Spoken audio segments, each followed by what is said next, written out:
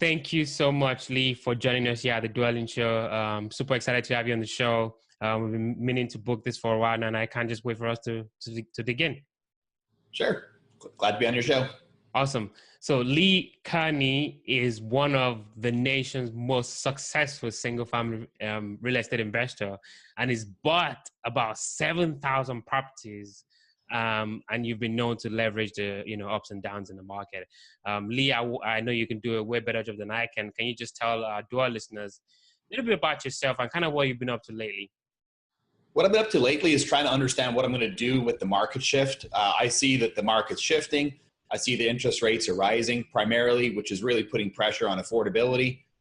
Ultimately, if you've got rising rates and rising prices, affordability is going down. So that's what's happening. So I'm seeing profit margins compress. So I'm trying to even understand on the fix and flip model, what properties I can flip with those compressed margins to actually make money, which ones make no sense to flip where I'm going to lose money, and trying to navigate which markets still make sense to flip in, which ones make sense to wholesale in, what other niches can I get into in single family. Perhaps student housing is one niche I'm looking at where I turn a single family asset into renting by the room. Or I get into multifamily and I'm like, okay, well, the big players at the 100, 150 plus units, the small players play with duplexes and quads. Is there somewhere in between that 10 and 100 where I can play?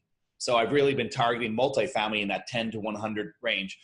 I'm actually closing on a big commercial deal today, $4 million commercial deal. That's actually going to be a flip. So now I'm applying single family flip model to commercial. And so we found a niche in commercial of things that we can flip. And so, the only difference when it boils down to brass tacks is that commercial has a couple more zeros. That's really it. It's the exact same game. Ultimately, there's fundamentals for commercial that are slightly different than single family. But once you understand the numbers and what's important to your buyer, whether it's a wholesale or you're retailing the deal, you can approach it a very, very similar way. So we're moving into commercial, multifamily, more stable asset classes like student housing. I'm selling off all my rentals. I was up over 300 rentals 2 years ago. Now I'm down to 25. Wow. I see the shift in the market. So we're doing some very, very proactive things right now. We're reducing debt. We're trying to ultimately take risk off the table. So I think there's 5 or 6 things. So let me try to list them out. I know we're trying to keep this organic. I don't have a pre-made list, so let me do the best I can to give you the list. We're reducing risk, reducing debt. So I've lowered my debt by about 50% year on year. And so that's one thing. I'm taking debt off the table. I'm lowering leverage. And so the amount of debt I take on per property is less, because if I've got to liquidate assets, I want to make sure that I'm not caught in a position where I'm upside down. I can't pay my hard money lenders. So lowering debt, lowering leverage. We're also doing rehabs in very, very select markets. And so we're trying to operate in medium price and below. We're not doing luxury homes, but the rising rates, a 2% increase in rates is on a $500,000 house is a much bigger effect than on a $100,000 house. So we're really trying to keep for instance, in Tampa Bay, 250,000 or less, keep under the medium price market. And that's a good thing for us. And so we're also doing different kind of rehabs. So instead of doing these big rehabs where we're blowing out walls and changing up the layout and permits and engineer drawings, we're not doing any of those. It's paint, carpet, kitchen, cosmetics, and tile, flooring, we're out. We're not doing anything crazy. So we're also changing the kind of rehabs we do. And lastly, I'm shifting the model where I'm doing more wholesale and less rehabs. So that's the things that we're doing specifically that are different today than this time last year, just for example. Wow, that's a really good overview. I really like that. I mean, first and foremost, before we get to the, how the heck did you do 7,000 homes?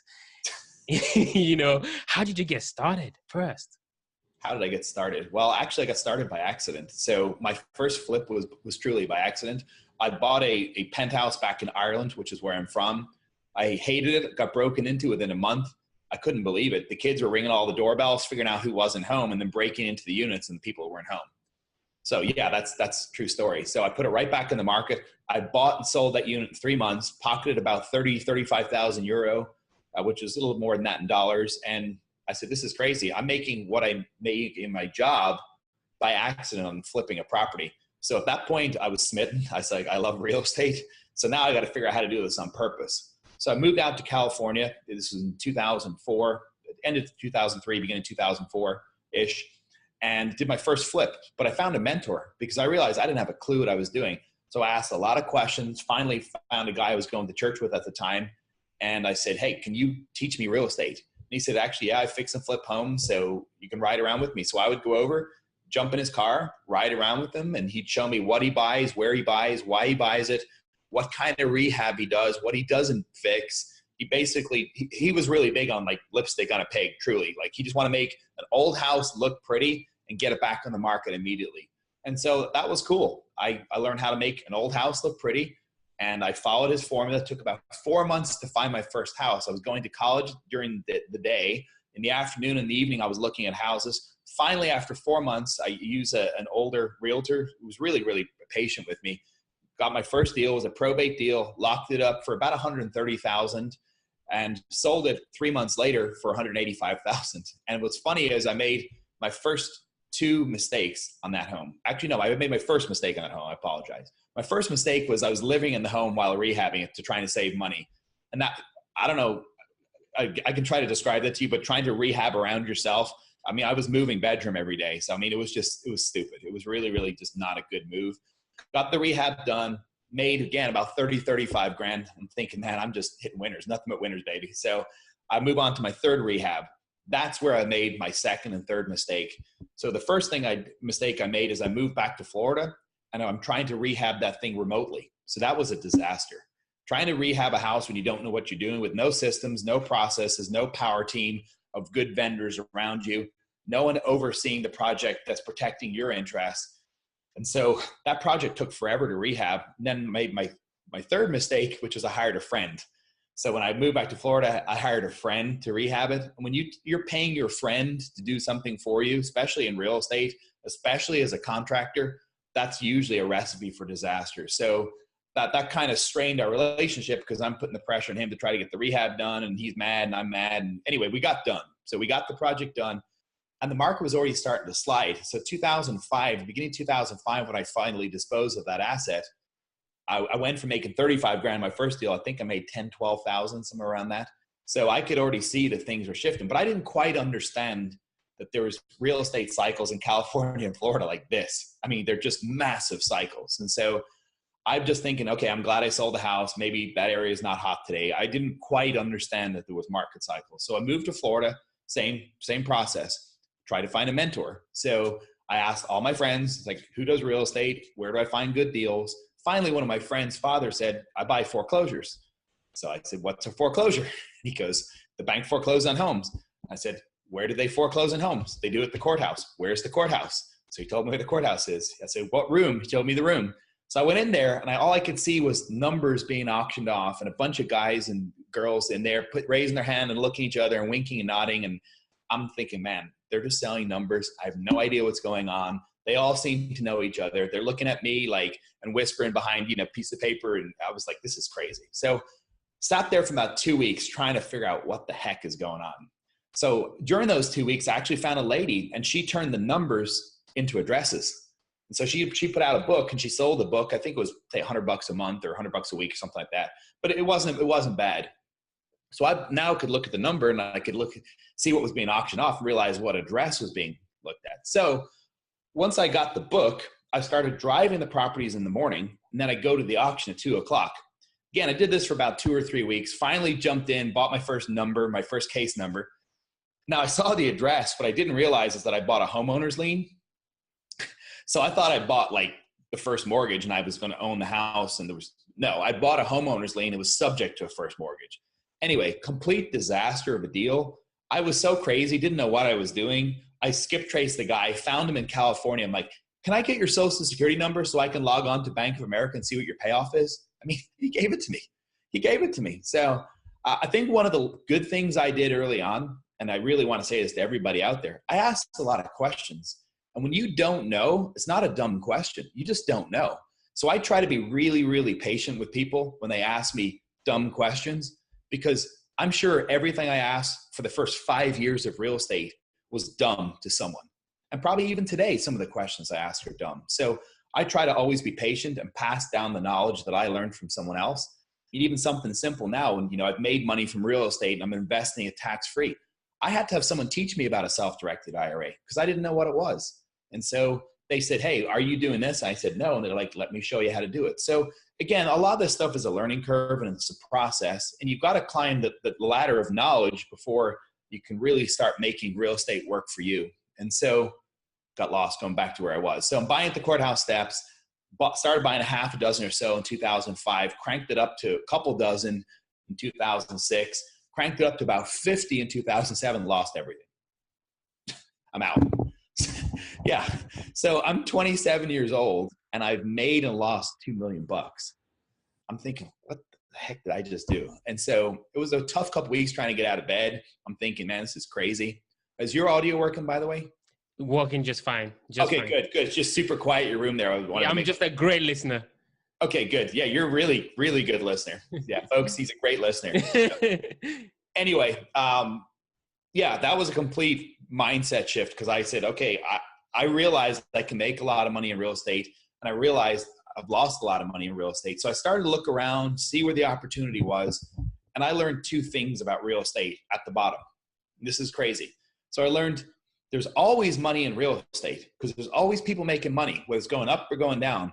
There's someone making money. But you know what the X factor is? You got to be on the right side of the trade.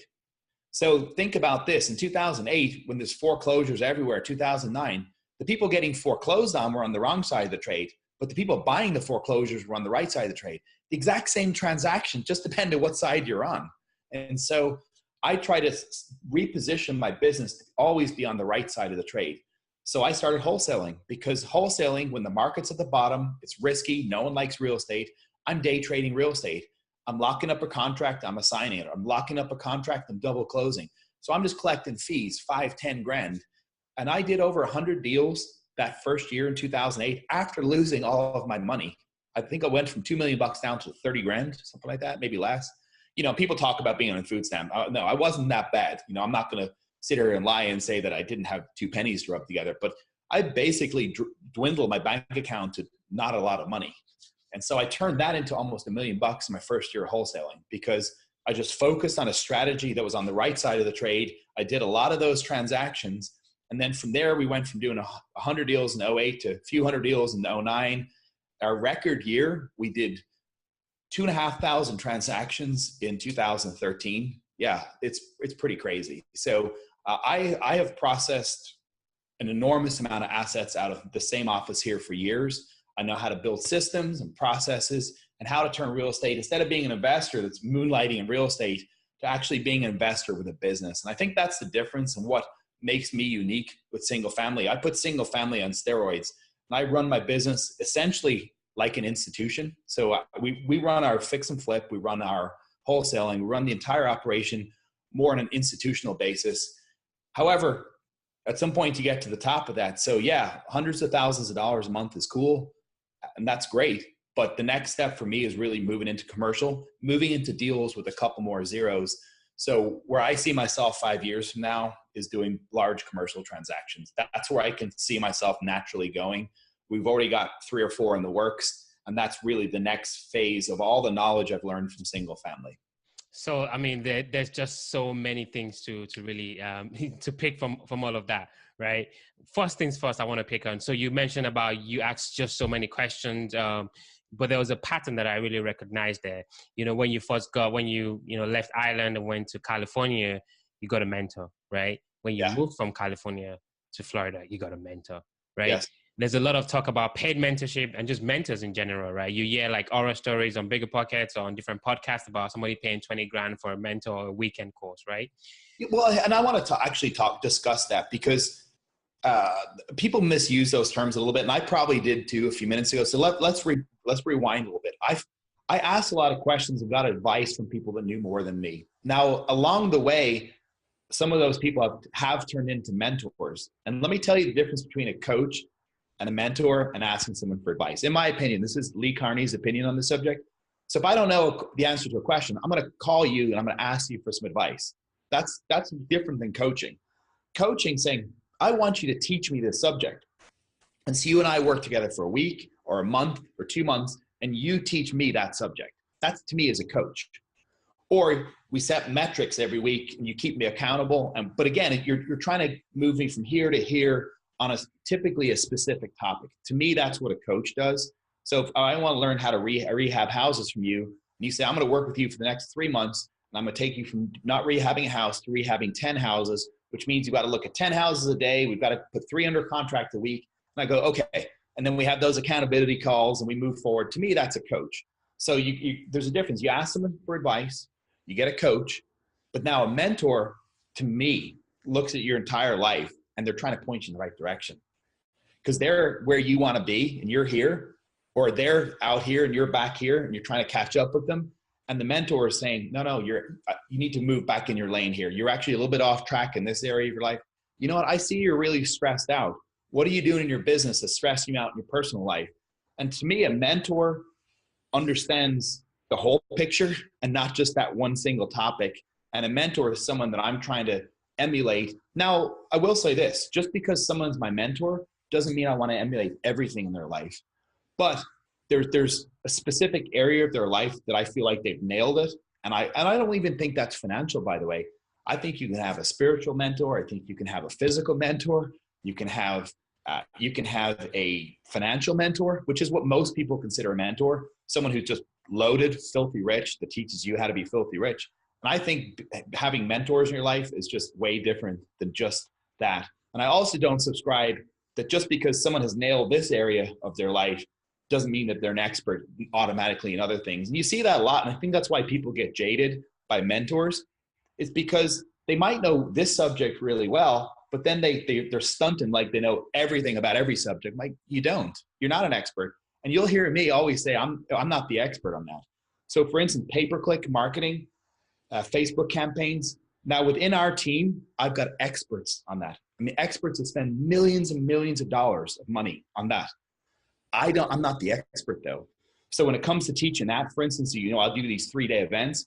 I bring in people that on our team that actually do that and are the experts. And so I think that that's where a lot of people get jaded, because people pretend to be a mentor when they're actually being a coach, or someone asks for advice and expects that person to be their mentor. And so there's kind of a mismatched alignment between people's expectation of what they're asking for and what they're getting, and vice versa. What people are offering and what they're really offering. Does that make sense? Absolutely, absolutely. And not to beat a dead horse, I mean, I just wanted to put an extra layer of complexity onto that question. Yeah. What about paying that coach or mentor, right? I don't have a problem with that. But again, know your mentor, know your coach. And so I try to give information freely. When people ask me a question, ask for advice, it's very rare you'll hear me not give someone advice. I got people hitting me up all the time for a question. Now, ultimately, if you're hitting me up 10 times a day with a question, you're really asking me to be your coach. And so my time is money. So at that point, I got to charge for that. And if you want me to be my mentor and really follow you in your journey, that costs money too. But again, not every mentor is the same. Not every coach is the same.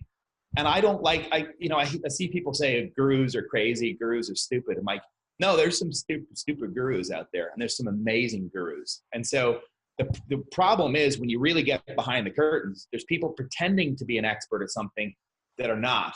And so that's where, like everything else, do your due diligence, know your coach, know your mentor. And that's where, or if you see someone like me and you say, I want to scale up single family, that's great. But you don't have to subscribe to everything I say. You may say, you know what, you're not in perfect shape, or, you don't do this right or this right. And that's fine. I'm okay with that. And I don't pretend to be the expert. When it comes to flipping single family homes and doing it in volume, I am the expert at that. And I've got a track record. And that's one thing I would say to you to really, I think, further what you're asking. Ask for the track record. I don't care if someone's got a Ferrari or a Lamborghini, or they're sitting on a jet that they rented for the day, or a yacht that they rented for 4 hours. Like, that's not, woo. So what you'll find is the people that own the jets and own the exotic cars and own the yachts don't post any pictures on social media. So I'll let everybody in on a clue. The people with real money don't post those pictures, just FYI. And so in fact, the 2 wealthiest people that I know in my life have no social media profile of any sort. Not surprised at all. That's a true story though. Like I said, my friends are everywhere from dead broke to people that are worth 9 figures. And so I can say that with all honesty that I've seen the gamut. And it's funny, the wealthiest people I know have no social media. So don't believe everything you see on social media. I'm more attracted to a guy that has a track record, or a girl, of nailing big deals and how they did it and understanding they got a unique skill set than any picture in a car or a boat or 10 girls hanging off them or whatever. I mean, that's, to me, is just at my age with my experience, is not sexy. I'm more attracted to what people can do and their skill set and their mindset and how they apply that mindset. There's a lot of people out there that talk about just be a winner and wake up and, just nail your day. Well, no, how do you apply that into actually making money? And so knowledge is fantastic and mindset is fantastic, but you've got to translate that into actionable items that will create money. And also not even just action, the right kind of action that produces money. Now there's different ways to make money in real estate. You can create income, and then you can turn that into passive income, which is nice. So you ultimately go from you driving the business to the business giving you a residual paycheck. And that's where we all want to go with real estate, or it's where you should want to go and get out of that hustle and out of that grind. And I think that's a good segue to my next question, right? I mean, what are kind of like the kind of steps to create that long-term wealth in real estate? Like, sure, you've done that. So, can you give us kind of a breakdown? Sure. Well, I would say that ultimately you start off with flipping houses because that's where you generate money. So that way you can pay your bills, pay your overhead, and then you use those excess profits to invest into passive income. That could be, you could do hard money lending. Again, not all hard money lending is good. Not all hard money lending is bad. I choose to put my extra profits in self-directed IRAs, and then I get to and deploy that capital tax-free. So that's what I've done. For many years, I built up a rental portfolio. However, I was disappointed that even with 300 rentals units, that I was only producing maybe $100 to $200 per door. And so I said, there's got to be a better way. So multifamily to me, where I can have 300 doors in one spot, is sexier to me, because now that building is producing what 300 houses in separate locations produced. And I like the student housing model because you can turn a $1,000 or $1,200 rental into a $2,400 rental by renting per room, and understanding that the proximity to campus and how you market that product can actually produce double the gross income. And going back to my previous point, 5, 6, 7 times the amount of net income. So, I mean, how attractive is that? If you got one house that's netting you $1,000 a month, or one house is netting you $200 a month, which one do you want? Of course, $1,000 a month, because you get 10 houses, it's 10 grand passive. You get 100 houses, that's 100,000 a month. Or where I was with 300 houses, they were rented as student housing, that would be 300,000 a month. So, we're talking big numbers here. And so also by owning property, you get the tax write-off, you get through the depreciation, you get the appreciation, assuming you bought at the right market point, and then you get cash flow. And then also if you got leverage on it and it's amortized, you're paying down your debt, and ultimately you'll end up with a free and clear asset. Or you can go back to the well every 5 years, refinance, and pull a bunch of tax-free cash out. So I love real estate because there's so many vehicles of making money. Then you flip over to the lending side. You can do, for me, I do low leverage, low risk loans with good borrowers. And so that way I feel pretty comfortable. I deployed a couple $100,000 last week. I lent on an exotic car and 2 properties out of my self-directed IRA. So yeah, I don't have a problem with that. Again, I know my borrower, I know my asset. I make sure I'm very, very protective of that retirement money. And so I love real estate. That's where I've generated my money. But what I would say not to do is just put all of your money back into the same operation. Because what happened to me in 2008, I invested back into a failing business and I ended up with nothing. So definitely diversify your money. And also wait till you have some financial resources before you start investing in things. I see people investing their last dime in a speculative venture that might be 4 or 5 years out, and then they got no cash flow. So you got to have a working capital base before you start investing your last dime in something that's speculative or more long-term. Wow. I mean, Lee, my brain is trying to catch up with how fast you're going. It's just amazing. There's so many intel in this little conversation we've had today. I wish we could keep going, but we're definitely dwelling into the quick rounds. These are going to be quick questions, sure. Quick answers. You ready, sir? Got it. Quick questions, quick answers. Yes. First question. what makes, I think you kind of mentioned this already, but what makes Lee unique? What is that differentiating factor that separates you from the next girl or the next guy? I really focus on systems, processes, people, and giving my people the right tools. I've set that foundation, and that foundation translates to money. Awesome. Next question. What was the last book that you read, and what was the one thing that you picked up from that book? I have not read in a while, but the one I did read last year was Tools of the Titans, and I like that book. And I just realized that what a lot of really successful people, I'll give you my general thought on this, I like the morning routine. If you really get into what highly successful people do, and it's not just from that book, just in general, what my analysis is, they set their day off right. And I like successful people have a morning routine. They're all different, but they have a routine. They recognize that morning routine sets them up for success for the day. So I've tried to emulate that. Yeah, that's a good book. I learned from people, by the way. That's why I don't read a lot of books. I'm not a big book reader. I prefer to sit down with a guy who's worth a couple $100 million and have dinner with him. I'll learn more from that than I will reading 100 books. Wow, unique perspective. I love that. Last question. So obviously you've bought so many homes, you're running your business. What do you do for fun? Well, before I had 2 neck surgeries, I'm not sure if you can see the scar there. But oh yeah, I can see it. That's I had 2 neck surgeries this year, and that's from all the crazy fun I had in the past. I really enjoyed tracking my bike, my motorcycle. I was training for a triathlon before I got these neck surgeries, so I like cycling, I like running, but again, I've got to wait till I heal up before I get back into that. I like going to the gym, I like diving, I like spearfishing, I like being out in the water, I like traveling. I've got a house in the Dominican Republic, so I like going to visit that. So, you know, that's a little bit of what I like to do in my free time. And I enjoy spending time with my son. My son is epic. So. Wow, I can somewhat relate. I've got a 15-month-old daughter. Awesome.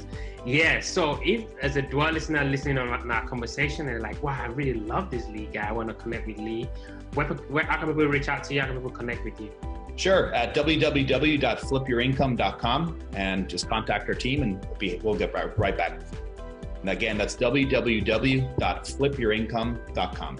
Thank you so much, Lee. I learned so much. I have to listen to this a couple more times. That was just really, really epic. I really enjoyed it. Thank you so much.